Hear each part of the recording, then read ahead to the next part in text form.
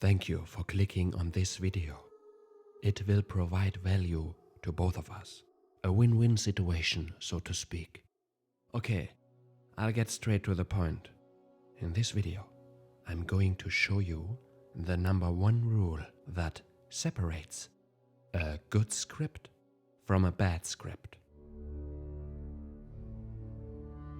This rule is the foundation of screenwriting that nobody talks about.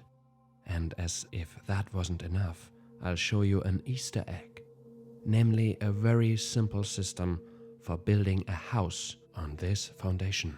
More clearly, with this method, you can write a fantastic screenplay from any idea.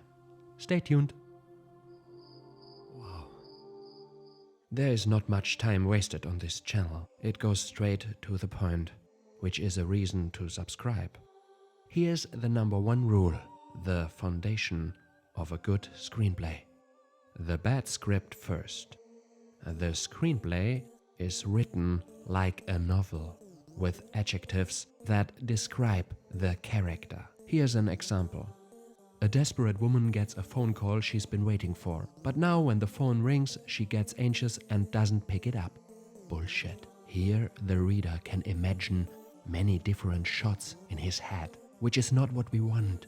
We want the reader to experience the story as closely as possible to our vision. Also, the viewer later, when it's a movie, can't look into the woman's head. How does he know that she is desperate? Either the actress has to play it, which is not recommended because it becomes overacting, or there has to be an in-between scene that describes it. But why isn't the in-between scene in the script? Questions upon questions. No, here comes the right way to do it. The good script. It's only spoken in actions. Every sentence can be a shot. Here is the example. The telephone rings. A woman runs to the receiver. She puts her hand on it. She pulls her hand back again. Every sentence is a shot. Exactly what the audience sees. The actions create the atmosphere and move the story forward so that it can be made into a movie. Character descriptions doesn't belong in the script. The character is conveyed through the actions. It's different from a novel, very different. It's different than a roman, very different, much clearer. Simple instructions, only what you see is described.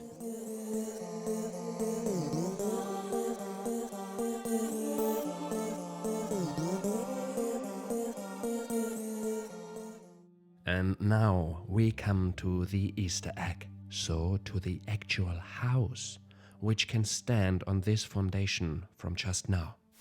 This is a writing method that was introduced by the Southpark makers and is so simple and so good. Here it is.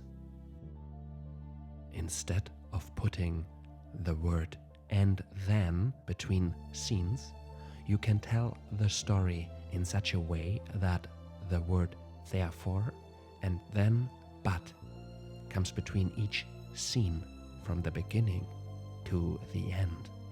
Try it out. This simple rule works like magic.